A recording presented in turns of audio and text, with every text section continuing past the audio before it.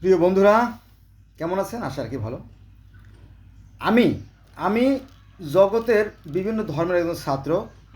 গোটা পৃথিবীতে আপনি ধর্ম সম্বন্ধে কোনো প্রশ্ন থাকলে আমাকে করতে পারেন। Around the world, any kinds of religion, মানে যে কোনো ধর্মের প্রশ্ন করলে আপনি জানতে পারেন, মানে আমাকে করতে পারবেন। তো আজকে যে বিষয়টা আলোচনা করবো সেটা হচ্ছে যে পবিত্র কোরআন শরীফ, বাইবেল, তাওরাত এবং বেদ, ত্রিপিটক এর ভিতরে মৌলিক ও তারপর আর আছে জিন্দাবেস্তা আবেস্তা, গ্রিক পুরাণ। এর ভিতরে মৌলিক তেমন কোনো পার্থক্য নাই, কিছু পার্থক্য আছে, মৌলিক কোনো পার্থক্য নাই। তো এতগুলো ধর্ম তো আর একটা ভিডিওতে বলানো সম্ভব না। আমি আজকে আপনাদেরকে বেদ এবং কোরআনের ভিতরে যে পার্থক্য আছে বা সাদৃশ্যগুলো আছে সেটা নিয়ে আলোচনা করবো। চলেন শুরু করি, তাই না? তার আগে এটা রেখে নেই নাকি ভাই? চলেন শুরু করি। পবিত্র কোরআন শরীফের একদম প্রথম যে সূরা, তার নাম বাকারা। বাকারা না, বাকারা। বাকারা অর্থাৎ গরু, গাভী বা কাউ বা বলদ।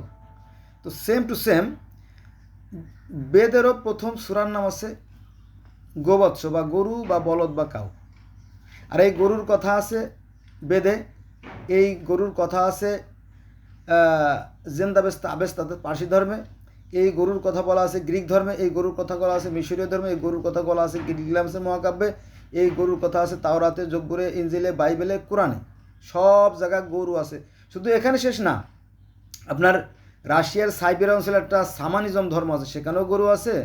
তারপরে ইউরোপের কেল্টিক ধর্ম, সেখানেও গরু আছে। হ্যাঁ, অ্যাস্টেক ধর্ম, সেখানেও গরু আছে। মায়ান ধর্ম, সেখানেও গরু আছে। গরু আর গরু, গোটা বিশ্বময় গরু। চলেন শুরু করি। আমি যেহেতু মুসলমানের সন্তান, আমাদের আদি পিতা হজরত আদম আলাহিসাল্লাম যখন পৃথিবীতে আসেন তখন তার সাথে একটা গরু ছিল। হ্যাঁ, আরে জ্বালা, তাই না? গরু আর গরু। কোরআনের প্রথমেও গরু, প্রথম আদম আলাহিসাল্লাম যখন পৃথিবীতে আসে তখনও গরু ছিল। তাওরাতের প্রথমে গরু, বাইবেলের প্রথমে গরু, বেদের প্রথমে গরু, গিলগামেশের মহাকাব্যের প্রথমে গরু, মিশরীয় ধর্মেও প্রথমে গরু, তারপরে পার্সি ধর্মেও গরু, কেল্টিক ধর্ম, সামানিজম ধর্ম, অ্যাস্টেক ধর্ম, সব জায়গায় গরু আর গরু। তারপর মিত্রাইজমে আছে গরু। এই গরুর রহস্য বিরাট রহস্য। যাক, তাহলে আমরা কোরআনের প্রথমে পাইলাম গরু, এবং আদম আসলাম যখন পৃথিবীতে আসে তখন তার সাথে একটা গরু ছিল। আর বেদেরও প্রথমে আছে গরু। যদিও তাওরাতের গরুকে বলা হয় গোল্ডেন কাউ, তবুও তো গরু, স্বর্ণের গরু হলে তো গরু নাকি? এবার আসেন, বেদে কোথায় গরু পাইছেন আপনি বলেন? ওখানে তো আমরা গরু দেখি না, ছাগল ছাড়া। গরু আছে ভাই, গরু আছে, আমি দেখছি তো। গোবৎস বা গরু, এটা আছে 4টে খণ্ড তো বেদের, ঋগ, সাম, যজু, অথর্ব। তো একদম প্রথম খণ্ড অর্থাৎ ঋগ্বেদের প্রথম মণ্ডলের 164টি সূক্তে। আর বেদের পৃষ্ঠা নম্বর 103। আমি নোট করে রাখছি, গোটা গোটা বেদ থেকে নোট করে নিয়ে এসেছি, গোটা কোরআন থেকে নোট করে নিয়ে এসেছি। তাওরা আবার এই যে সব ধরনের নোট আছে। তাহলে গরু আমরা পাইলাম যে পৃথিবীর অসংখ্য গরুর ছড়াছড়ি, এখনও গরু আছে কিন্তু। আচ্ছা, তারপরে মনে আছে যে ওই যে বৃক্ষের ফল খাওয়ার যে কাহিনী, আদম এবং হাওয়া, অর্থাৎ পৃথিবীর প্রথম মানবী নিষিদ্ধ বৃক্ষের ফল খাইছিল, গন্ধব ফল, সেই কথাও বেদে আছে।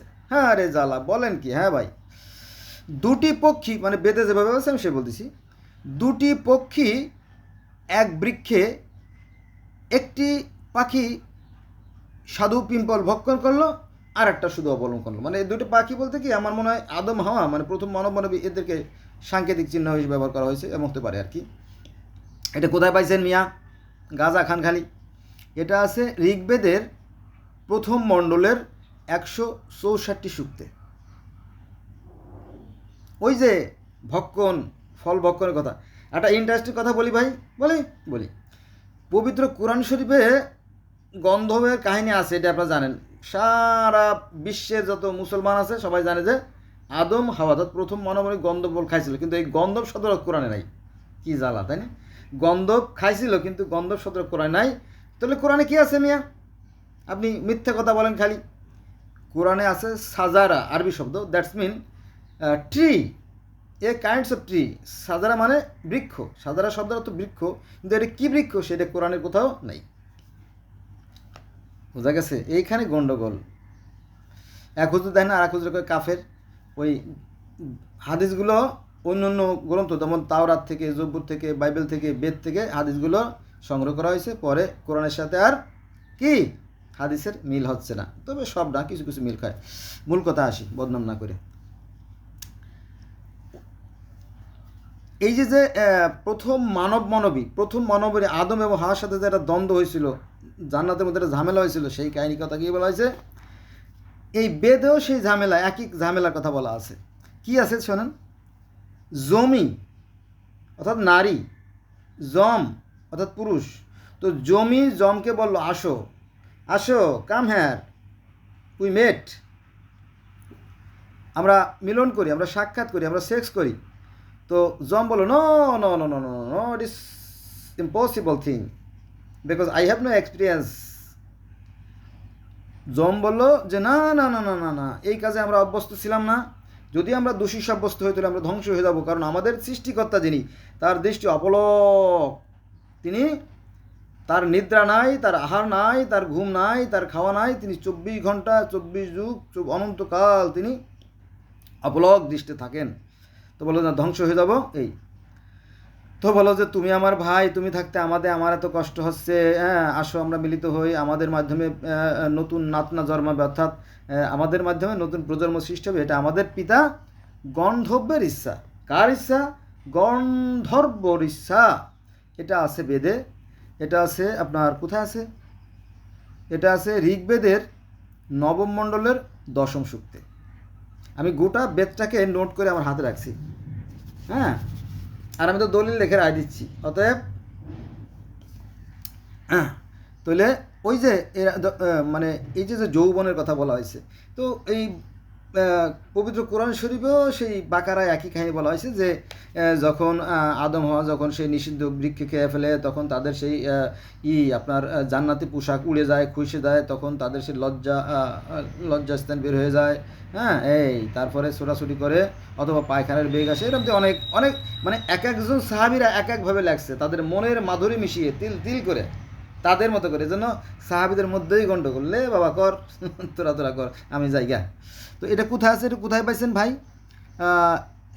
যে জম আর জমের মধ্যে দ্বন্দ্ব হয়েছিল, এটা যে বললাম ঋগ্বেদের নবম মণ্ডলের 10ম সূক্তে। আচ্ছা, তারপরে সৃষ্টির পূর্বে কি ছিল সে ব্যাপারে কোরআন কি বলে আর বেদ কি বলে দেখেন। অন্য গ্রন্থে গেলাম, তাহলে আমার ভিডিও আমার এই আছে 50 মিনিট আছে, এই মানে সময়, মেমোরি ফুল হয়ে গেছে আর কি। সৃষ্টির পূর্বে কেমন ছিল সে ব্যাপারে বেদ কি বলে দেখেন। সেকালে যা নেই তাও ছিল না, কিছুই ছিল না, একদম কোনো চিহ্ন ছিল না, কোনো চিহ্ন, কোনো প্রতীক কিছুই ছিল না, শুধু ছিল শূন্য আর শূন্য, তাই না? যেটা কোরআনে বলা হয়েছে কিছুই ছিল না, মাত্র আল্লাহ মাত্র ছিল। আল্লাহ কিসে ছিল? আল্লাহ আমিতে ছিল, অর্থাৎ তিনি একাই মাত্র ছিল। তো এখানে বলা হয়েছে যে ওই যে সূরা হুদের 7 নম্বর আয়াতে বলা হয়েছে যে আল্লাহ পানির উপরে অবস্থান করতেছিলেন, আর কিছুই ছিল না, চারিদিকে ছিল অন্ধকার অন্ধকার। ওই একই কথা বেদে ইসে আছে, মানে বাইবেলে আছে, জেনেসিসের 1-1, অর্থাৎ একদম আপনি মনে করেন যে বইটা খোলার পরেই ভূমিকা ওখানেই সেই সৃষ্টির সূচনা আছে। ওটা আমি পড়ছি যে কিছুই ছিল না, শুধু ছিল পানি আর পানি, আর সেই পানির উপরে ঈশ্বরের আত্মা মাত্র শ্বাস প্রশ্বাস নিচ্ছিল। এটা আছে বেদে, এই বাইবেলে। তো ওই একই কথা, মানে বেদ যা বলতেছে যে কিছুই ছিল না, আত্মা মাত্র ছিল, এটা বেদের কথা। তাওরাতের কথাও একই কথা যে আত্মা মাত্র ছিল, কিছু ছিল না। কোরআনেরও একই কথা যে তিনি আত্মা মাত্র ছিল পানিতে, ওই যে সূরা হুদের 7 নম্বর আয়াতে দেখবেন। তাহলে একই কথা বলতেছি, তাই না? এটা কিন্তু আমার কথা না, আমার বাপের কথা না, মাইন্ড করবেন না। তাহলে আমরা জানলাম যে বেদ যা বলে, তাওরাত, জবুর, বাইবেল, ইনজিল, কোরআন, জেন্দাবেস্তা, আবেস্তা, ক্যালটেক ধর্ম একই কথা বলে, তাই না? আচ্ছা, এবার আসেন সৃষ্টিকতার রূপ কেমন, এটা আমাদের আগে জানা দরকার। তার রূপ কেমন, কোথায় থাকে সৃষ্টিকতা, তাই না? তো এ ব্যাপারে ও এর আগেটা বলা হয় নাই, সেকালে যা নেই তাও ছিল না, কিছু ছিল না। এটা আছে কোথায় জানেন? এটা বলতেছি আমি, নইলে তো আবার ঝামেলা। এটা আছে ঋগ্বেদের নবম মণ্ডলের 129 সূক্তে। এবার আসেন সৃষ্টিকর্তা রূপ। এই যে জ্যোতি, এই যে জ্যোতি, এই যে নূর, এরই নাম কেশি। এটা আছে ঋগ্বেদের নবম মণ্ডলের 136 সূক্তে। তারপরে আমাদের কোরআন শরীফে আছে 6 দিনের সৃষ্টি, বাইবেলে আছে 6 দিনের সৃষ্টি, হ্যাঁ। তারপরে বেদেও সেই 6 দিনের সৃষ্টির কথা আছে। দেখেন কি বলা আছে, প্রজ্বলিত তপস্যা থেকে ঋত অর্থাৎ যজ্ঞ এবং সত্য জর্বণ করল। 2 নম্বরে পরে রাত্রি জন্মিল, পরে জলপূর্ণ সমুদ্র। মানে সৃষ্টিকর্তা চিন্তা করলেন যে আমি সৃষ্টি করব, সৃষ্টিকর্তা মনে মনে চিন্তা করলেন যে আমি পশু ও প্রজা সৃষ্টি করব। তারপর কী করলেন তিনি? সৃষ্টি সূচনা শুরু করলেন। তিনি প্রথমে কী করলেন? জলপূর্ণ সমুদ্র তৈরি করলেন। জলপূর্ণ সমুদ্র হতে প্রথমে সাংবৎসর জন্মালেন এবং 3 নম্বরে আবার বলি, প্রজ্বলিত তপস্যা থেকে ঋত অর্থাৎ যজ্ঞ এবং সত্য জন্ম করলো, গেল একদিন। 2য় দিনে তিনি রাত্রি জন্মিল, পরে জলপূর্ণ সমুদ্র তৈরি করলেন। ধরুন সৃষ্টির জন্য পানি দরকার, জানেন তো? সৃষ্টির জন্য পানি দরকার না, সৃষ্টিকর্তা পানি সৃষ্টি করলেন। এই যে সৃষ্টির সূচনা হয়ে গেল। পরে রাত্রি জন্মিল, পরে জলপূর্ণ সমুদ্র অর্থাৎ পানি তৈরি করলেন। তারপরে পানি তৈরি করার পরে জলপূর্ণ সমুদ্র হতে পরবর্তীতে সাংবৎসর জন্মালেন। তিনি দিন রাত্রি সৃষ্টি করলেন এবং লোকে তা দেখেছে। 5 নম্বরে সৃষ্টিকর্তা যথাসময়ে সূর্য ও চন্দ্রকে সৃষ্টি করলেন। যথাসময়, কারণ ওই সময় তো কোনো ক্যালেন্ডার ছিল না, দিন তারিখ ক্ষণ তো ছিল না। আজ থেকে মনে করেন 80 লক্ষ বছর আগে, অথবা মনে করেন 30 লক্ষ বছর আগে, 50 লক্ষ বছর আগে, তখন তো কোনো লিখনি পদ্ধতি ছিল না রে বাবা। এখানে দিন তারিখ বললেও কোনো লাভ নাই, আপনি বুঝতেও পারবেন না, বলে কোনো লাভও নাই, তাই না? আচ্ছা, আমি একটা বসাই দিলাম, আন্দাজি হবে না? তাহলে সৃষ্টিকর্তা যথাসময়ে চন্দ্র ও সূর্য সৃষ্টি করলেন, মানে ধাপে ধাপে, এবং স্বর্গ ও পৃথিবী সৃষ্টি করলেন। আকাশ সৃষ্টি করলেন। এটা আছে কোথায় পাইছেন মিয়া? এটা আছে ঋগ্বেদের নবম মণ্ডলের 190 সূক্তে।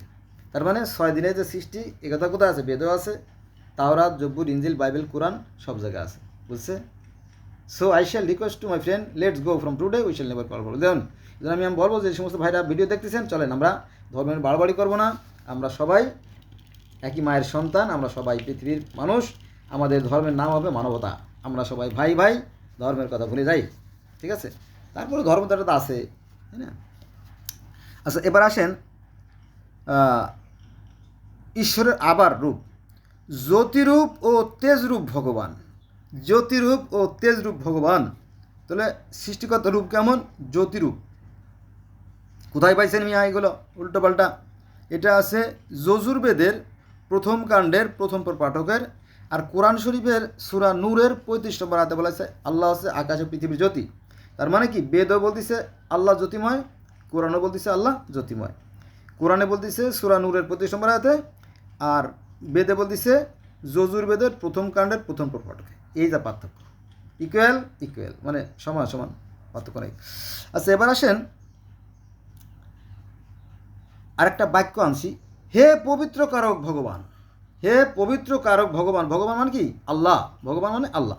হে পবিত্র আল্লাহ, তোমাকে হৃদয়ে ধারণ করছি। এটা আছে যজুর্বেদের 4র্থ প্রপাঠক, অনুবাদ নম্বর 1-এ। কোরআনে ওই একই কথা আছে, আল্লাহ থাকেন মানুষের কল্পের ভিতরে। জানেন তো, তাই না? এটা আমি যদি কেউ জানতে চাই তাহলে আমি আয়াত নাম্বার দিয়ে দিতে পারবো, কোনো সমস্যা নেই, কিন্তু সময় নষ্ট হবে। এটা আমার কাছে এই নোটটার ভিতরে আছে, ওই ওই আল্লাহ কোথায় থাকেন। আচ্ছা, এবার আসেন হে প্রাণ বাউরূপ। বেদ বলতেছে হে প্রাণ বাউরূপ বা আত্মারূপ ভগবান। এটা আছে যজুর্বেদের 3য় প্রপাঠক 2-এর 7-এ। এই কথা কিন্তু কোরআনে আছে, কোরআনে যা আছে বেদে তাই আছে। কিন্তু সেটা হচ্ছে যে ওই যে মনে আছে আল্লাহ যখন আদমকে সৃষ্টি করবে, বলো যে হে ফেরেশতারা। আল্লাহ যখন বললো হে ফেরেশতারা, তখন ফেরেশতারা বললো যে জি আল্লাহ বলেন। বলো আমি যখন আদমের ভিতরে আমার রুহু প্রবেশ করাবো, তখন তোমরা তাকে সিজদা করো। মনে আছে? সূরা আল বাকারায় বলা আছে, ঠিক আছে। তখন সবাই সিজদা করলো, কিন্তু ওই যে ওইটা করলো না ওই যে ইবলিসটা। আচ্ছা যাক, তো এখানেও সেই একই কথা বলা আছে, হে প্রাণ বায়ুরূপ অর্থাৎ আত্মারূপ ভগবান। এটা আছে ওই যে প্রাণ বায়ু, আদমের মধ্যে প্রাণ বায়ু ঢুকিয়ে দিল, তখন সচল হয়ে গেল। আবার এখন যখন প্রাণ বায়ুটা বের হয়ে যায়, চলে যায় ঈশ্বরের কাছে, অর্থাৎ এটা তো তার অংশ, তার কাছে চলে যায়, তখন আবার এই দেহটা মাটির দেহ মাটিতে পিছিয়ে যায়। বুঝা গেছে? এইটা আর কি। ক্ষয় বললে হয় নাই, মনে করেন যে আপনি যে মরে পালাই যাবেন সেই সুযোগ নাই। মরে না, মানুষ মরে না, মানুষের শুধু পরিবর্তন হয়, তবে কর্মফল থেকে যায়। এখন কি কর্ম করবেন এটা আপনার একান্ত ব্যক্তিগত ব্যাপার। এবার আসেন যজ্ঞ। যজ্ঞ মানে কি জানে? Do you know what is the meaning of yajna? I think you does not know. আমি জানি, তুমি জানো না। এটা হচ্ছে যজ্ঞ মানে নামাজ। যজ্ঞ শব্দার্থ নামাজ। আমরা মুসলমানরা নামাজ পড়ি না, আমাদের, আমি তো মুসলমানের সন্তান, মানে ইসলাম ধর্মের সবচেয়ে মোস্ট ইম্পর্ট্যান্ট পয়েন্ট হচ্ছে কি? Prayer for Almighty creator. এই যে 5 time in the on day, এই যে দিনে যে 5 ওয়াক্ত নামাজ, এটা হচ্ছে সবচেয়ে গুরুত্বপূর্ণ বিষয়। তো same to same, there is no difference. এই বেদেও সেই 5 ওয়াক্ত নামাজের কথা বলা আছে, পঞ্চমহাযজ্ঞ। এখন যে ভাই এই যজ্ঞটা কি মূর্তি তৈরি করে তাকে সেজদা করা? না না, ইম্পসিবল থিং, তা না। এটা হচ্ছে হাত তুলে প্রার্থনা করা। সেই যজ্ঞ আবার কীভাবে করতে হবে দেখেন, সে পদ্ধতি কিন্তু কোরআনে আছে, বেদে আছে। কোরআনে যেমন নামাজের পদ্ধতি আছে, নামাজ কীভাবে পড়বো? নামাজ শব্দের অর্থ স্মরণ, নামাজ শব্দের অর্থ স্মরণ বা সংযোগ বা যোগাযোগ। নামাজ শব্দের অর্থ স্মরণ, সংযোগ বা যোগাযোগ। এটা কীভাবে করবো? মনে মনে সবিনয়ে সভয়ে তুমি তোমার সৃষ্টিকর্তাকে স্মরণ করবে। যেমন নবী মুহাম্মদ সাল্লাল্লাহু আলাইহি ওয়াসাল্লাম হীরা গুহায় বসে বসে তিনি ধ্যান সাধনা করতেন, আল্লাহকে স্মরণ করতেন, এবং সেভাবেই তিনি আল্লাহর পাইছিলেন। কিন্তু আমরা কী করি? মাইক বাজাইয়া পাইছি রে পাইছি, আল্লাহ রে পাইছি, হ্যাঁ, না আইলে আমরা মাইক দিয়ে ডাইকে তারা নিচে নামাই হেলবো, হ্যাঁ, এরকম। তো এইগুলো একটা ভণ্ডামি আর কি। আল্লাহ পাক আছেন, সব জায়গায় আছেন, সবার কাছে আছেন, সমানভাবে আছেন। তাহলে এই যে পঞ্চযজ্ঞ বা পঞ্চমহাযজ্ঞ বা 5 বার যে নামাজের প্রার্থনা বেদে বলা হয়েছে, এটা কীভাবে করতে হবে? এইভাবে, আমি দেখেন হাত দিচ্ছি, এইভাবে এইভাবে করতে হবে। হে জগতের অধিপতি, সেই কথা বেদে বলা আছে যে কই গেল সেটা, হ্যাঁ, প্রার্থনা পদ্ধতি কেমন? হে অন্নের উৎপাদক পরমেশ্বর, হে অন্নের উৎপাদক পরমেশ্বর।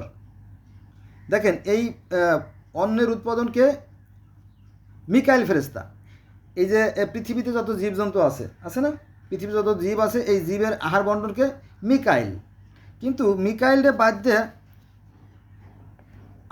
আমরা কি করি? আল্লাহরে বলি না, হে আল্লাহ তুমি দাও, বৃষ্টি দাও, তুমি ফসলের উৎপাদন বাড়াই দাও, তাই না? বলি না আমরা। কিন্তু এটা তো আল্লাহর হাতে নাই, এটা তো দেশে মিকাইলের হাতে। মিকাইল বৃষ্টি বর্ষণ করবে, আমরা বলি হে মিকাইল বৃষ্টি নামাও, হে মিকাইল বৃষ্টি নামাও, বলি আমরা? বলি না। এখানে মনে ভুল করি, তাই না? এটা কিন্তু আমি কোরআন থেকে বলতেছি, তাই না?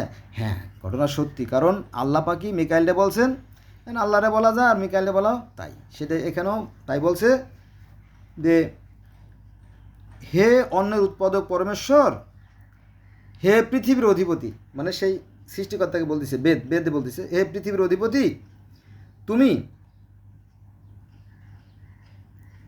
হে অন্নের উৎপাদক, হে পৃথিবীর অধিপতি, হে ঈশ্বর। দেখেন কি বলা আছে, বারবার বিভিন্নভাবে, হে দয়াল তোমায় বহু নামে ধরাধামে কত নামে ডাকি। ঠিক এরকম তো অনেক নামে আল্লাহরে সৃষ্টিকর্তায় ডাকতেছে, যে হে অন্নের উৎপাদক, হে পৃথিবীর অধিপতি, হে দেবতা, হে ঈশ্বর, হে ভগবান, হে নারায়ণ, হে গোবিন্দ, হে প্রজাপতি, তুমি করো, তুমি তোমার যে অবতার বলতে যারা আমরা মুসলমানরা যাকে নবী রাসূল বলি, হিন্দুরা তাকে বলে অবতার বা দেবতা বলে। বুঝতে হবে বিষয়টা, না বুঝলে তো হবে না। তো হে ঈশ্বর, তুমি দেবতাদের মাধ্যমে আমাদেরকে পাঠাও, আমাদের অভাব দূর করো। এটা কোথায় আছে? কই পাইছেন? এটা আছে যজুর্বেদের 7ম প্রপাঠকে, বেদের পৃষ্ঠা নম্বর 837। আমার কাছে আছে, বেদ আছে, যদি আপনারা জানতে চান তো আমি দেখা দিতে পারবো।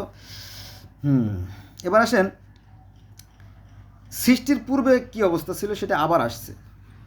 সৃষ্টির পূর্বে প্রজাপতি অর্থাৎ সৃষ্টিকর্তা আল্লাহ একাই ছিলেন।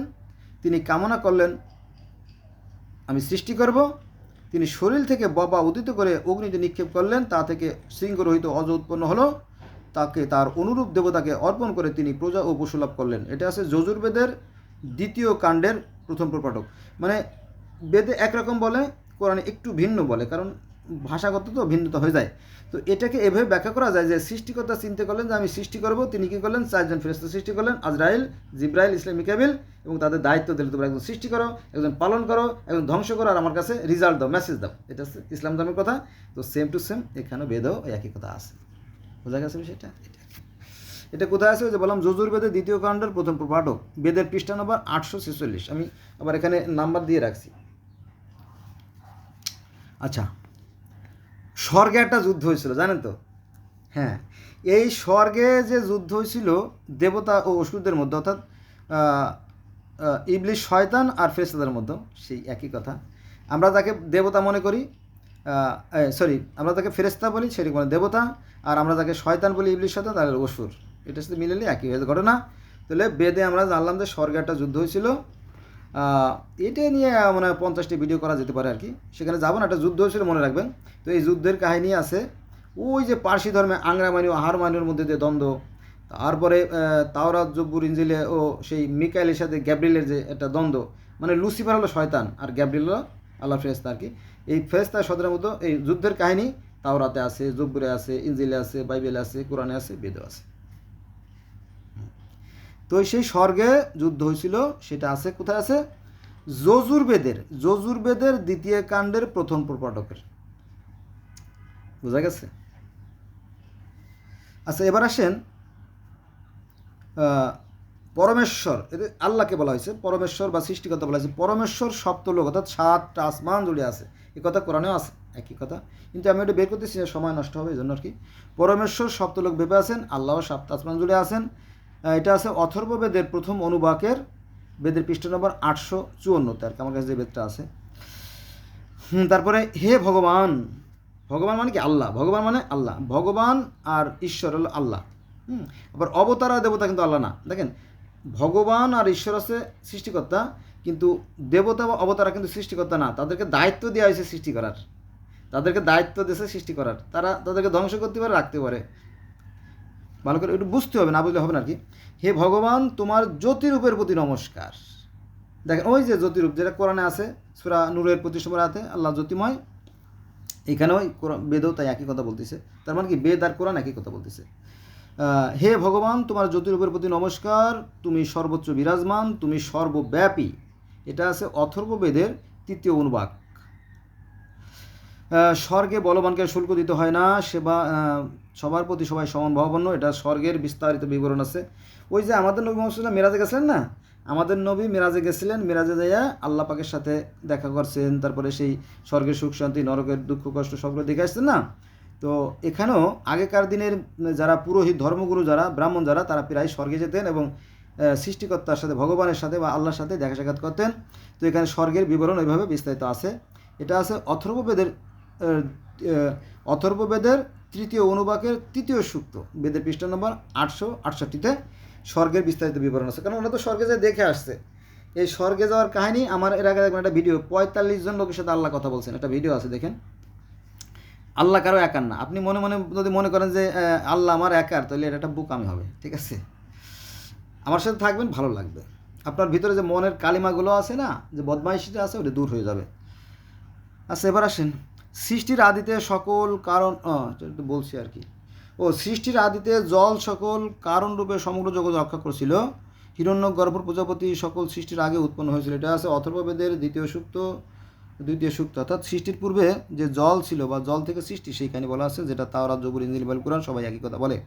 একমাত্র ঈশ্বর ছিল, আর কেউ ছিল না। এটা হলো সৃষ্টির পূর্বে, এটা ওই এক কথা আছে অথর্ববেদের 2য় সূক্তে। ঈশ্বরের প্রথম সৃষ্টি জলগুলো পুত্ররূপে হিরণ্যগর্ভের উৎপত্তি হয়, যে পানি থেকে সৃষ্টি। ঈশ্বরের বিশিষ্ট বীর্য গর্ভাশয় লাভ করেছিল, অর্থাৎ ডিম, এ কথা কোরআনে আছে। গর্ভাশয়, বা আদাহাহা আছে, আদাহাহা, অথর্ববেদের 4th কাণ্ড। তারপরে সাপের কথা শুনছেন না, সাপ, ময়ূর, এগুলো স্বর্গে ছিল, এখানেও সাপের কাহিনী আছে। এটা আছে অথর্ববেদের প্রথম প্রপাঠকের 5ম সূক্ত। আমি খুব দ্রুত বলে যাচ্ছি, এটা বুঝতে একটু কষ্ট পাবো, আমি জানি, তারপরেও অনেক লম্বা কাহিনী তো। তারপরে গ্রহ, নক্ষত্র, চন্দ্র, সূর্য ইত্যাদি সম্বন্ধে আলোচনা করা আছে অথর্ববেদের 5ম অনুবাকে 2য় সূক্ত। তারপরে পৃথিবীর ঊর্ধ্বদেশে স্বর্গ, আর অধোদেশে নরক, এই যে পৃথিবী না, এই পৃথিবীর অভ্যন্তরে একটা আছে, গলিত লাভার সাগর আছে, জানেন তো? হ্যাঁ, আজকাল বিজ্ঞানীরা আবিষ্কার করছে এবং আমাদের অনেক আলেমরাই বলছে হ্যাঁ ঘটনা সত্যি, ঘটনা সত্যি। রাশিয়ার একদল বিজ্ঞানী গর্ত করছিল, তো সেখানে নরকের যে চিৎকারের শব্দ সেটা পাইছে, শুনতে পাচ্ছে আমাদের আলেমদের অনেকেই, যেমন কারি ইব্রাহিম, তারপর প্রফেসর লুৎফর রহমান, মোজাম্মেল সাহেব, তো অনেকেই এগুলো শুনতে এখন বলছে না ঘটনা সত্যি। অর্থাৎ বেদে যা লেখা আছে সেটা সত্য বলতেছে আর কি। এখন কোনটা সত্য আমি জানি না। পৃথিবীর ঊর্ধ্বদেশে আছে স্বর্গ আর অধোদেশে আছে নরক, মানে স্বর্গ নরক আমরা পালাম। এটা কোথায় আছে মিয়া? খালি মিথ্যা কথা বলেন। না, মিথ্যা কথা বলতেছি না, আমি বেদে যা আছে তাই বলতেছি। এটা হচ্ছে অথর্ববেদের 10ম অনুভাগ 5ম সূক্তে। অথর্ববেদের 10ম অনুভাগ 5ম সূক্তে স্বর্গ নরকের কথা বলা আছে। মৃত্যু সম্পর্কে বলা আছে বেদের 955 পৃষ্ঠায়, সৃষ্টির পূর্বে কিছুই ছিল না, সৃষ্টির পূর্বে কিছু ছিল না, কেউ ছিল না, ঈশ্বর মতো একা ছিলেন। এটা কোরআনে যা বলতেছে বেদে তাই বলতেছে। এটা আছে 957 পৃষ্ঠায়। তারপর আমরা বলি না, আমরা মুসলমানরা বলি যে লা ইলাহা ইল্লাল্লাহ, লা মানে নাই, ইলাহা মানে সৃষ্টিকর্তা, ইল্লাল্লাহ আল্লাহ ছাড়া, ওই একই কথা বেদে আছে। তিনি এক এবং অদ্বিতীয়। এটাকে এভাবে বলা যায় যে ব্রহ্মা একং দ্বিতীয় নাস্তি। ব্রহ্ম মানে সৃষ্টিকর্তা, একক মানে একজনই, দ্বিতীয় মানে দুই, নাস্তি মানে নাই। হ্যাঁ, তিনি এক এবং অদ্বিতীয়, নিজ থেকে সব কিছু সৃষ্টি করেছেন, তাই না? আমরা বলি না যে আল্লাহর নূরে জগৎ, মুহাম্মদের সৃষ্টি আর মুহাম্মদের নূরে জগৎ সৃষ্টি, বলি না? আমরা মুসলমানরা বলি, কিন্তু আল্লাহ নূরে মুহাম্মদ সৃষ্টি, মুহাম্মদের নূরে জগৎ সৃষ্টি বলি। ওই একই কথা বেদে আছে যে তিনি একে অদ্বিতীয়, নিজ থেকে সব কিছু সৃষ্টি করেছেন। অগ্নি থেকে 10 সংখ্যক দেবতার উৎপত্তি। এই যে 10 জন দেবতা আছে, প্রধানতম দেবতা, এই জন্য আলাদা একটা ঈশ্বরের অবতার রহস্য বা দেবতার কাহিনী আছে, সে বইটাও আমার কাছে আছে, আমি পুরোটা পড়ছি। যদি কোনো প্রশ্ন থাকে আমাকে করবেন, ইনশাল্লাহ আমি আপনার মনের কালিমা দূর করার চেষ্টা করব। দুনিয়াতে অশান্তি সৃষ্টি করে না, ধ্বংস হয়ে যাবেন। তাহলে এই আল্লাহ এক এবং অদ্বিতীয়, তার থেকে সব সৃষ্টি। এটা আছে অথর্ববেদের 2য় অনুবাকের 4th সূক্ত, বেদের পৃষ্ঠা নম্বর 959।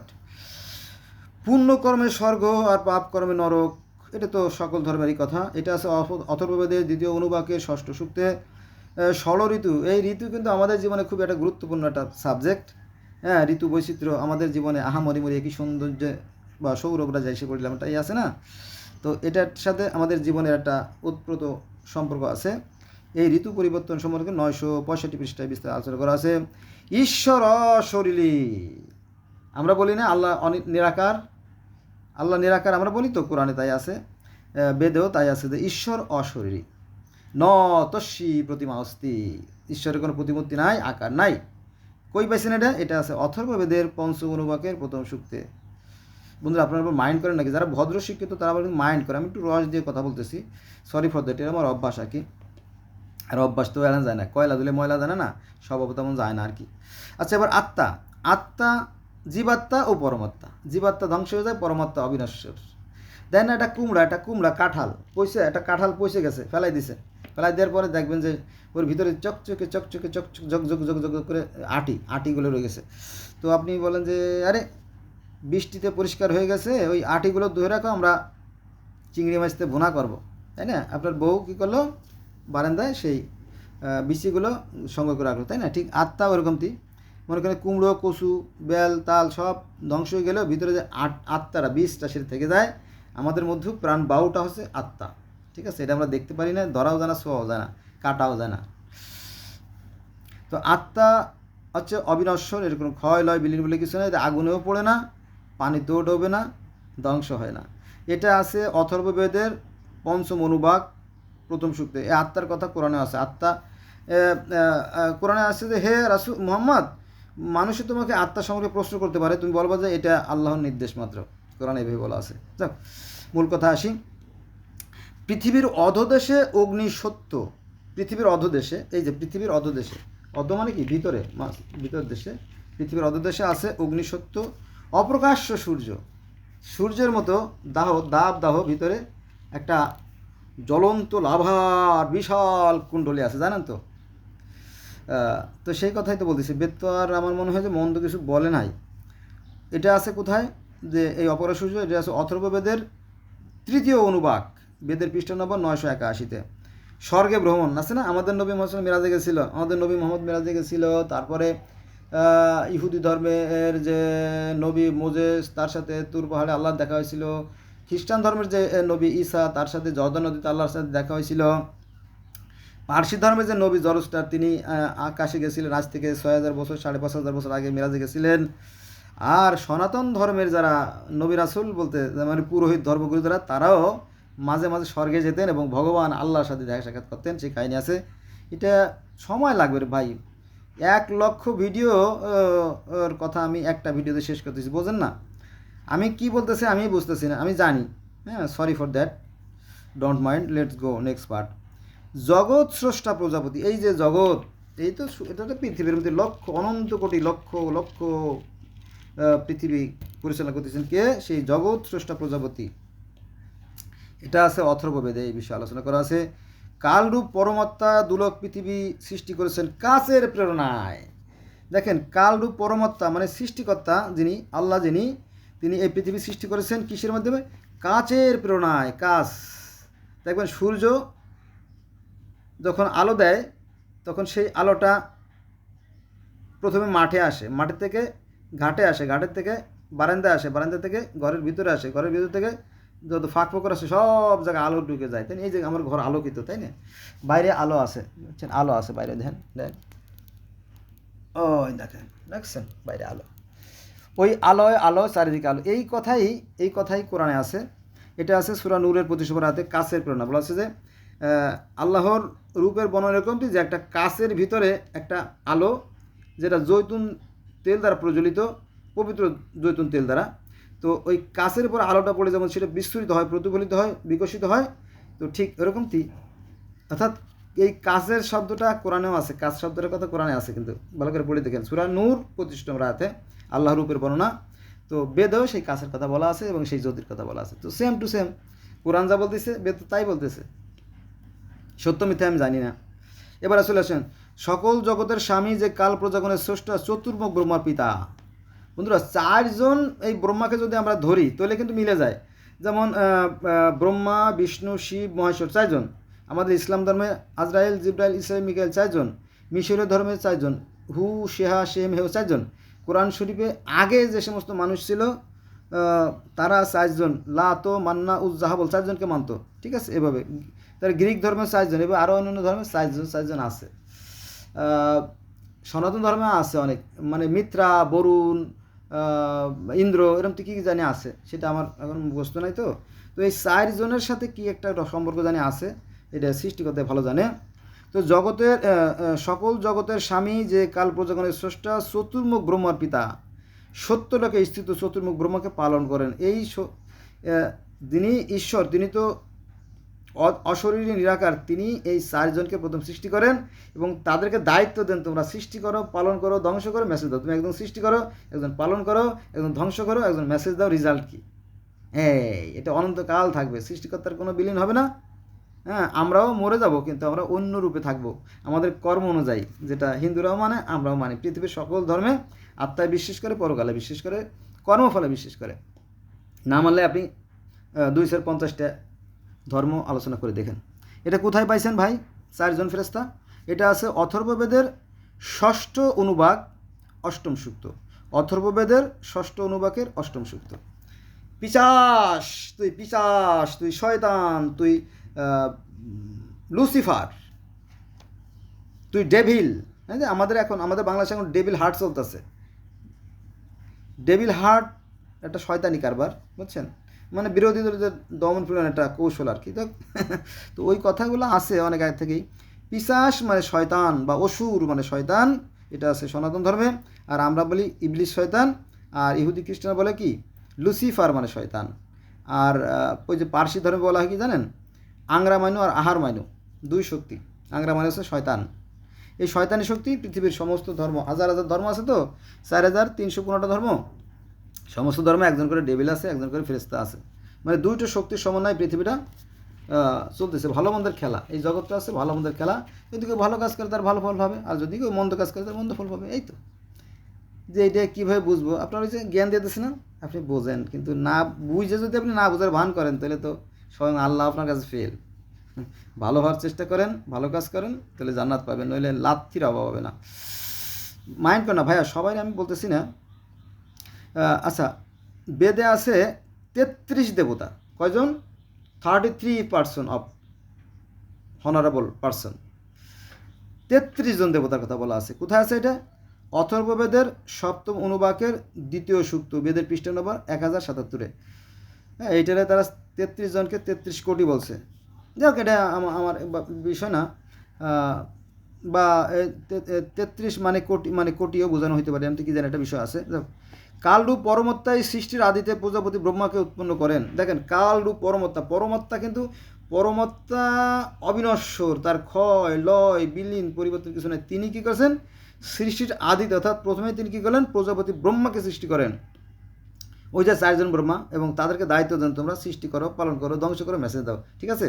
এটা কোথায় আছে? এটা আছে অথর্ববেদের 6ষ্ঠ অনুবাক 8ম সূক্ত, বেদের পৃষ্ঠা নম্বর 1076। তবে অত্যন্ত পরিতাপের বিষয় হলো সত্য যে এই সনাতন ভাইরা, অর্থাৎ হিন্দু ধর্মের ভাইরা, তাদের বেদ পড়ে না। বেদ আপনি পাবেনই না খুঁজে। ওই ছোটো একটা ভগবত গীতা আছে, ওইটাই শুধু একটু পড়ে, বলে যে এটা বেদের সারাংশ। ঠিক আছে? আর আমি জিজ্ঞেস করে দেখছি, অনেকেই জানে না, জানলে তারা উত্তর দিতে পারত। আর যাক, সমস্ত সমস্যার মূল হচ্ছে না জানা, অজ্ঞতা বা সীমাবদ্ধতা, অসম্পূর্ণতা।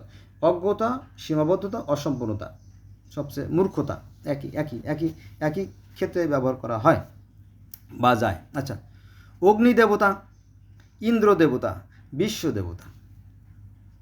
আমরা অনেক কথা বলি না, হে দয়াল তোমায় বহু নামে ধরা দামে কত নামে ডাকি, তাই না? সেই কথা আর কি। সৃষ্টিকর্তার বহু নাম, আমরা বলি খালেক, মালেক, উদ্দুস, সালাম, রহিম, জগবার, আকবার, শত নামে সৃষ্টিকর্তাকে ডাকি, তাই না? যে নামেই ডাকুক সৃষ্টিকর্তা তাদের সাড়া দেন, সেভাবে কোনো সন্দেহ নাই। এই কথা বিশ্বাস করেন তো? তাহলে এই বিশ্বাস করলে আবার মারামারি করেন কেন? হ্যাঁ, এটাই সত্যি যে এই যে পৃথিবীতে আমরা 800 কোটি প্লাস মানুষ আছে, 800 কোটি কত 25 লক্ষ নাকি জানি, এরম আছে আর কি। তো ওটা আমার মনে নাই সংখ্যাটা পুরো, তো 800 কোটি, এটা সঠিক। তো এই সবাই আমরা একই স্রষ্টার সৃষ্টি, একই আদমের সন্তান। এটা মনে রাখলে মনে হয় আর বোধহয় ধর্ম নিয়ে বাড়াবাড়ি হয় না, ঠিক না? আমি সাম্যের কথা বলার চেষ্টা করছি আর কি, বাকি আল্লাহর ইচ্ছা। তাহলে এটা কোথায় আছে? অগ্নি দেবতা, ইন্দ্র দেবতা, বিশ্ব দেবতা, জ্যোতি দেবতা, পরমেশ্বর, এগুলো সব আছে। আমি অগ্নির স্তুতি করি, অর্থাৎ আমরা মুসলমানরা যেমন জ্যোতির স্তুতি করি, অর্থাৎ সূর্যের। আল্লাহ হচ্ছে আকাশে পৃথিবী জ্যোতি, সূরা নূর 35, তো একই কথা আর কি। আমি অগ্নি স্তুতি করি, এটা আছে ঋগ্বেদের সংহিতা 1ম মণ্ডল 1ম পৃষ্ঠা আর কি। আচ্ছা, হে ব্রাহ্মণেশপতি, তুমি সমস্ত জগতের ঈশ্বর। দেখেন যে সৃষ্টিকর্তাকে কত নাম, এখানে ব্রাহ্মণেশপতিও তার আর একটা নাম। এটা আছে ঋগ্বেদের পৃষ্ঠা নম্বর 136 বেদের। হে ইন্দ্র, তুমি সৃষ্টিকর্তা। আমরা বলি না, অনেক গরিব মানুষ আছে যারা থানায় গেলে টাকা লাগে মামলা করতে, কোর্টে গেলেও টাকা লাগে, পরে অনেক গরিব মানুষ আছে, আল্লাহ তোমার কাছে বিছেদ দিয়ে রাখলাম, বলি না আমরা, হে আল্লাহ তোমার কাছে বিছেদ দিলাম। তো ওই কথাই আর কি, হে ইন্দ্র, তুমি সর্বদর্শী, তুমি সৃষ্টিকর্তা, তুমি দেখো। এটা কোথায় আছে? বেদের 540 পৃষ্ঠা আছে। তিনি হতেই আকাশ, তিনি হতেই আকাশ, তিনি হতেই দুলোক, তিনি হতেই ভূলোক, তিনি হতে পৃথিবী, তিনি হতে জল, তিনি হতে সমুদ্র, তিনি হতে বাতাস, সব কিছু তার থেকে যদি হয়, তার ভিতরে শক্তিরূপে তিনি অবস্থান করছেন। এগুলো সব শক্তির সমন্বয়। এটা যারা মূর্খ তারা বুঝবে না, তারা গণ্ডগোল বাঁধাবে। এগুলো আসলে সব শক্তি। আপনি পানি, বাতাস, মাটি, আগুন যা আছে সব শক্তি দিয়ে বিদ্যুৎ উৎপন্ন করতে পারেন, সবই শক্তির খেলা আর কি। এটা একটা বড় রহস্য, এটা অনেকে বোঝে না। সবই তিনি। আমার ভিতরে আল্লাহ আছে, আমি আল্লাহর ভিতরে আছি। এটা জটিল ব্যাখ্যা, অন্যদিন এটা নিয়ে আলোচনা করব, আমার সাথে থাকেন। তিনি হতেই পৃথিবী, তিনি হতেই দুলোক, তিনি হতেই ভূলোক বিস্তৃত হয়েছে। যে সকল দেবতার উদ্দেশ্যে যজ্ঞ তারা শেষে জন্মালেন, যে সকল দেবতার উদ্দেশ্যে, ভগবান বা ঈশ্বরের উদ্দেশ্যে কিন্তু কোনো যজ্ঞ দেওয়া হয় না। যে সমস্ত দেবতারা পরে আসছে তাদের জন্য, এই যে যেমন রাম, শ্রীকৃষ্ণ, তারপরে কালী, দুর্গা, মা সরস্বতী ইত্যাদি ইত্যাদি, এদের জন্য আমরা কি আরাধ্য দেই, ভোগ দেই, ভোগ। মা কলা খাও, মা তো কলা খায় না, জাস্ট ফর মার জন্য উৎসর্গ। অন্য মানুষই খাইলেই তার খাওয়া হয়, সে খায় না। এটা অনেক রহস্য আছে ধর্মের। অনেক যারা মূর্খ তারা তো বোঝে না এগুলো, ফলে ধর্ম নিয়ে বাড়াবাড়ি করে। সৃষ্টিকর্তার বিধানের কোনো পরিবর্তন হয় না। কার কথা? কোরআনের কথা, বুঝছেন তো? আসলে সৃষ্টিকর্তার বিধানের কোনো পরিবর্তন নাই, কিন্তু সবাই তা বুঝতে পারে না। যে সকল দেবতার উদ্দেশ্যে যজ্ঞ তারা শেষ জন্মালেন, এটা আছে ঋগ্বেদের নবমণ্ডলের 149 সূক্তে। সৃষ্টিকর্তা যিনি, তিনি মহান, তার তো কোনো অভাব নাই, তাই না? আপনি কিংবা আমি কি প্রধানমন্ত্রীকে কিছু দিতে পারি? হ্যাঁ, দেওয়া যায়, যদি খুশি হয়ে দেয় সেটা ভিন্ন, কিন্তু দেওয়ার মতো যোগ্যতা তো আমাদের নাই, সেই কথা এখানে চলে আসছে। তারপরে আছে দেখেন, তিনি বিনা অবলম্বনে দুলোককে দৃঢ়রূপে দেখে রেখেছেন, এটা কোরআনেও আছে এই ধরনের, যে পৃথিবীটাকে তিনি শূন্য ধরে রেখেছেন। ইন্দ্র তুমি সর্বদর্শী, ইন্দ্র ওই আল্লাহকে মানে সৃষ্টিকর্তাকে বলা হচ্ছে, ইন্দ্র তুমি সর্বদর্শী, তুমি সব কিছু দেখো, আর তুমি ভুবন সৃষ্টিকারী ও রোশনি আশ্রিত, তুমি পৃথিবী সৃষ্টি করছো এবং তুমি জ্যোতিময়, রোশনি আশ্রিত মানে জ্যোতিময়। এই জ্যোতির কথা আছে তাওরাত, জব্বুর, ইনজিল, বাইবেল, কোরআন, ত্রিপিটক, জান্দাবেস্তা, আবেস্তা, মিশরী কোরআন, গিলগামেশ মহাকাব্য থেকে শুরু করে শত শত হাজার ধর্মে আছে। ব্রহ্মা, এবার আসেন এই যে দেখেন যে আমাদের ইসলাম ধর্মেও অনেক ভাগ আছে না, শিয়া, সুন্নি, মুতাজিলা, খারিজি। একদল আরেক দল কাফের, তুই কাফের, তোর বাপ কাফের, ঠিক ওরম ঠিক কথা বেঁধে আছে এই জায়গা। এই জন্য এই ধর্মটা অকালে ধ্বংস হয়ে গেছে। দেখেন ভুল ব্যাখ্যার কারণে। ব্রাহ্মণ মুখ থেকে, ব্রাহ্মণের সৃষ্টি মুখ থেকে, ক্ষত্রিয়র সৃষ্টি ঈশ্বরের বাহু থেকে, বৈষ্ণবদের সৃষ্টি ঈশ্বরের উর থেকে, আর শূদ্রদের পদদয় থেকে উৎপত্ত। এই যে মানুষে মানুষে ভাগ শুরু হয়ে গেল এখানে। একটা মানে হাত পা অঙ্গ প্রত্যঙ্গ মাথা তো একটা অবিচ্ছেদ্য অঙ্গ, তাই না? কিন্তু এটা ভাগ করে সমাজে একটা বিশৃঙ্খলা সৃষ্টি হয়ে গেছে।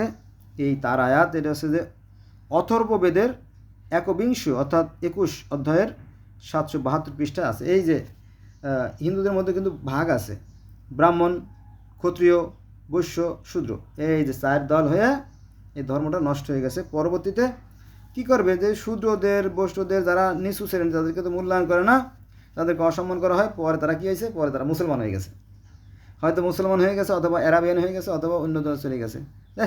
তোর একই মানুষকে এরা বিভেদ সৃষ্টি করে, এই ধর্মে থাকবো না, এইভাবে ধর্মে ধর্মে বিভক্তি আসছে। বোঝা গেছে বিষয়টা? এটা ঠিক। দেবতা ও অসুরদের যুদ্ধ একবার বলছি, তারপরে আবার দেবতা অসুরদের কথা চলে আসছে 817 পৃষ্ঠায়। গাভী, ওই যে ভিডিওর শুরুতে গাভীর কথা বলছিলাম না, যে কোরআনের প্রথমে গাভী, বেদের প্রথমে গাভী, তাওরাতের প্রথমে গাভী, জব্বুরের প্রথমে গাভী, জেন্দাবেস্তা প্রথমে গাভী, গ্রিক ধর্মে আছে গাভী মানে জিউসের বাহন গাভী, গাভী আর গাভী, সেই গাভী আছে এখানে বেদের 906 পৃষ্ঠায়। ইঁদুর, সাপ, মূর, সেগুলোর বিস্তারিত আলোচনা করা আছে 938 থেকে 939 পৃষ্ঠা পর্যন্ত। মৃত্যু সম্পর্কে আলোচনা করা আছে 955 পৃষ্ঠায়। সৃষ্টির পূর্বে কিছুই ছিল না, কেউ ছিল না, ঈশ্বর মতো একাই ছিলেন, এটা আছে 958 পৃষ্ঠায়। তারপরে মায়া শক্তি, আমাদের যেমন আল্লাহ, আমাদের, আমি তো মুসলমান সন্তান, আমাদের আল্লাহ বলে কুন ফাইয়া কুন, আল্লাহ তার যে অদৃশ্য শক্তি বলে যে হও আর হয়ে যায়। তো ওই সেম টু সেম বেদও তাই বলতেছে যে এরা ঈশ্বর শুধু বলেন যে হও, মায়া শক্তি দ্বারা বলে যে দেয় নয়, যে আমাদের কবিরাজরা ই করে এইভাবে করে, এইভাবে আমি বলতেছি। এই যে সুমন্তর সুমন্তর যা যা, এই পানি পড়া খাই দিস, তোর স্ত্রীর সন্তান হবে, তাই না? ফকিরা তো এভাবে বলে, তাই না? আমাদের বাবারা ফকিরা এভাবে বলে। তো ঠিক এরকমটি আমাদের সৃষ্টিকর্তা আছে মহান, তিনি শুধু বলেন হও আর হয়ে যায়, কুন। আর ওই কুন শব্দটা এখানে আসছে মায়াশক্তি হিসেবে, এটা আছে মায়াশক্তি বলে তিনি সৃষ্টি করেন, তিনি তার জায়গাতেই থাকেন, শুধু বলেন হয়ে যাও, অমুক জায়গায় এটা হও, তমুক জায়গায় সেটা হও, তমুক জায়গায়। যেমন প্রধানমন্ত্রী, একটা দেশের প্রধানমন্ত্রী কিন্তু সারা দেশ চষে বেড়ায় না, তার প্রতিনিধি থাকে, তাই না? দূত থাকে, তাদের মাধ্যমে তিনি কি করেন, বার্তা পাঠাই দেন। অনেকটা ওই একই কাহিনী, কিন্তু সাধারণ মানুষ বুঝতে পারে না। তাহলে আমরা জানলাম যে সৃষ্টিকর্তা মায়াশক্তি বলে সব কিছু করে থাকেন, তিনি তার জায়গায় অবস্থান করেন। এটা আছে বেদের 960 পৃষ্ঠায়।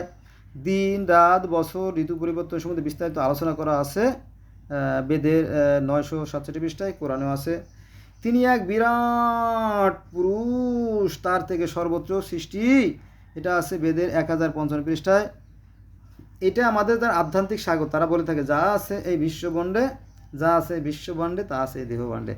পঞ্চভূতে পৃথিবী গড়া, পঞ্চভূতে এই দেহ গড়া, অর্থাৎ এই পৃথিবীর যে উপাদানগুলো সারাংশ দিয়ে আমাদের এই দেহ গড়া, আবার আমরা মরার পরে এই পঞ্চভূতে আবার মিশে যাবো। এটা আমাদের মায়ার তুল্য, এটা নিয়ে আমরা অন্যদিন আলোচনা করবো, ঠিক আছে? আজকে বেদ বেদ নিয়ে আলোচনা করি। সময় বেশি নাই, 40 মিনিট আছে। আরে বাহ! আদম আদম আদম, হে হে দেবতাগণ, তোমরাই আমাকে নিচে পতিত করেছো, আমাকে ঊর্ধ্বে তুলে নাও। হে দেবগণ, হয়তো আমি অপরাধ করেছি, পুনরায় প্রাণ দান করো। এটা আছে ঋগ্বেদের রহমণ্ডলে 137 সূক্তে। ওই যে আদমকে মাটিতে ফেলে দেওয়া, হাওয়াকে মাটিতে ফেলে দেওয়া কাহিনী, সেই একই কাহিনী কোরআনে যা আছে বেদে তাই আছে। আম্মু নাম পুরুষ, পত্নী হব্বাবতী, ওই যে নারী এরা আদম আর হব্বাবতী, এ কথা আছে। এটা আছে ভবিষ্য পুরাণের Navbharat publications 72D, Mahatma Gandhi publications. এটা আছে আপনার 7-এর পরে, মানে ঠিকানা আছে 7-এর পরে 4-09 যে ঠিকানা, এখানে যে বইটা আছে সেখানে এই আদম হওয়ার কাহিনী আছে।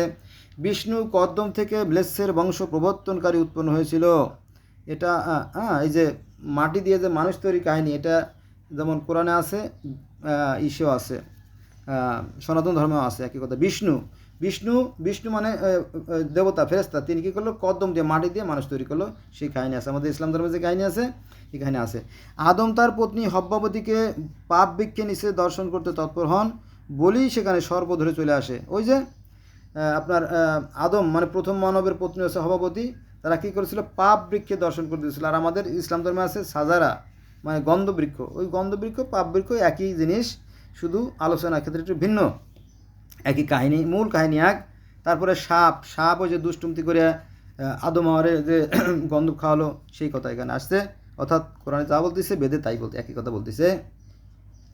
তারপরে আদম রম্য ফল ভক্ষণ করে। আমাদের ইসলাম ধর্মে আছে যে আদম গন্ধব ফল ভক্ষণ করে, আর এখানে বলা হয়েছে আদম রম্য ফল ভক্ষণ করে। আচ্ছা, রম্য ফল ভক্ষণ করার পর তার জান্নাতে পোশাক খুলে যায়, তারপরে সে ডুমুর পাতা দিয়ে লজ্জা নিবারণ করে। আর এই বেদে আসছে উদম্বর গাছের পাতা দ্বারা তিনি আসন তৈরি করেন, অর্থাৎ পোশাক তৈরি করেন। মেলেস্য হয়ে যায়। মেলেস্য শব্দটা তো অনেকে জানে না, আমার মনে হয় লাখে একজন জানে কিনা জানে না, কোটিতে একজন জানে কিনা সন্দেহ। কিন্তু আমি এই মেলেস্য শব্দটা তো জানি। মেলেস্য তো অপবিত্র। আমরা যেমন বলি কাফির, হ্যাঁ, আমরা বলি না কাফের, কাফেরকে হত্যা করো আমরা বলি না, ওরা খারাপ। তো ওরকম মেলেস্য শব্দটা তো অপবিত্র বা নোংরা, বাজে, ধ্বংস হয়ে গেলে যেটা হয় এটা কি। তারপর নুহুর যে বন্যার কাহিনী, আমাদের এই নুহুর বন্যার কাহিনী আছে তাওরাতে, জব্বুরে, ইনজিলে, বাইবেলে, গিলগামেশের মহাকাব্যে, মিশরীয় ধর্মে। তারপরে এই নুহুর বন্যার কাহিনী সনাতন ধর্মে আছে। এটা আছে আপনার মৎস্য অবতারে। তারপরে বলি, এই যে কুরবানির প্রথা কিন্তু ছিল আগে, এটা একটু ঝালামা হয়ে গেছে। যেমন নর বলি, অশ্ব বলি, মহেশ বলি, পাঠা বলি, দুম্বা বলি, এইটা প্রচলন আগে ছিল। কিন্তু এই ধর্মেও পরিবর্তন আসছে, হিন্দু ধর্মে পরিবর্তন আসার ফলে হিন্দুরা এই গরুকে জবাই দেয় না। আর গরুটা বেশ, এই গরুর কাহিনী নিয়ে মিশরীয় ধর্মেও অনেক কাহিনী আছে। গরুকে তারা দেবতার মতো পূজা করতো, কারণ গরু না থাকলে তো আপনার চাষাবাদ করা যাবে না, চাষাবাদ না করলে ফসল ফলবে না, ফসল না ফললে খাওয়ান বন্ধ। এই জন্য তারা গরুকে খুব যত্ন করতো। এইভাবেও আসতে পারে, আজ থেকে 7000 বছর আগে যে মিশরীয় ধর্ম, সেখান থেকে এই গরুর প্রতি শ্রদ্ধার যে কাহিনীটা চলে আসতে পারে। বলি মানে কুরবানি, ওই যে বললাম না, নর বলি, অশ্ব বলি, মহেশ বলি, পাঠা বলি, দুম্বা বলি, এই সমস্ত কাহিনী আগে ছিল। এটি নিয়ে এক এক ধর্মে এক রকম কাহিনী আছে। তো এখানে যেটা বলা আছে যে রাজা রন্তিদেব, একজন রাজা প্রেসিডেন্টের নাম রাজা রন্তিদেব, তার পাকশালাতে রান্না করে প্রত্যেক দিন 2000 গরু জবাই হতো। কিন্তু কালের বিবর্তনের ফলে সেই জবাই দেওয়াটা হিন্দুরা বন্ধ করে দিয়েছে। ভালো, নিরীহ পশু হত্যা না করাই ভালো, শাকসবজি খাই একটু কষ্ট করে জীবনযাপন করলাম, তাই না? আচ্ছা, এটা আছে যে 2000 গরু জবাই দেওয়া হতো প্রতিদিন, সেটা কোথায় আছে বলবো, একটা ঠিকানা দিয়ে দেয়। সেটা মনুসংহিতা। এই মনুসংহিতার লেখক হচ্ছে মানবেন্দু বন্দ্যোপাধ্যায় শাস্ত্রী। এই বইয়ের পৃষ্ঠা নম্বর 177। বইটি ছাপা হয়েছে মহাভারত থেকে। লেখকের নাম হচ্ছে রাজশেখর বসু। পৃষ্ঠা নম্বর 40, আর পর্বের নাম হচ্ছে বন পর্ব। ওহ বন্ধুরা, এই তো